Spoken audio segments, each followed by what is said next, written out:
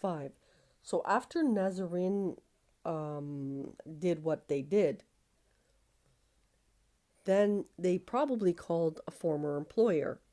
There's Michael Emery and his Armenian wife. Michael is German, Armenian wife, and the person at the front door is Malta. I swear to you, this is how the Globe found out. Because Michael Emery immediately started working on it, and that's how the Armenians started pushing Olive. But they were doing all this at the very beginning because of the Tuck Journal. Not because Wings came into the picture. Wings, I was already a seasoned veteran of UFT at that time.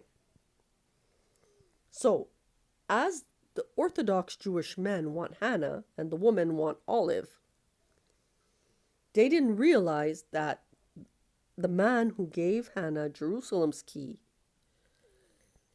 is why that expansion was the fear of the Turkologists who probably gave it to Turkey's intelligence. You can't get a more messier story than this. And it gets worse than that. It really does. Because all these players kept circling around one woman who had 3 spywares in her teeth, had stuff embedded in her, was lit up like a Christmas tree for being a seasoned veteran of UFT. She was doing that like on the side. As, you know, they were bragging, well, you don't even have a master's degree, which Hanna was laughing at them. So she's doing certain things to kind of cool the tension, and they don't know what's going on in the story. They have their own very, very rich fighting between the UK, Florida, the Greeks, the Iranians. They're fighting amongst themselves. And here comes a Turkish female. And the noble is when got involved. But here is the problem. The Turks were involved even before, at the very beginning possibly, in 2003 with Hanna's Iraq work. Why were the Turks concerned? Probably because she was dating PKK. If there's a messy story, this is one of them, but it's a true story.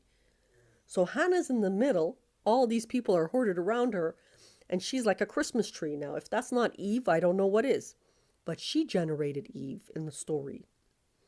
But this is the corporate portion now.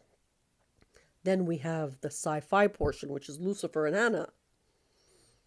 But if you believe in faith, that Iraq portion is the key in the entire story because it involved Pentagon now. It involved very, very even bigger players. So 16 years later, as they strut back, Hanna's almost laughing at everybody. In the sense that while they're scheming and everything, the world may be ending. Because the crap they did without the other intelligence agencies and they're all doing their own stuff may have collapsed the whole thing.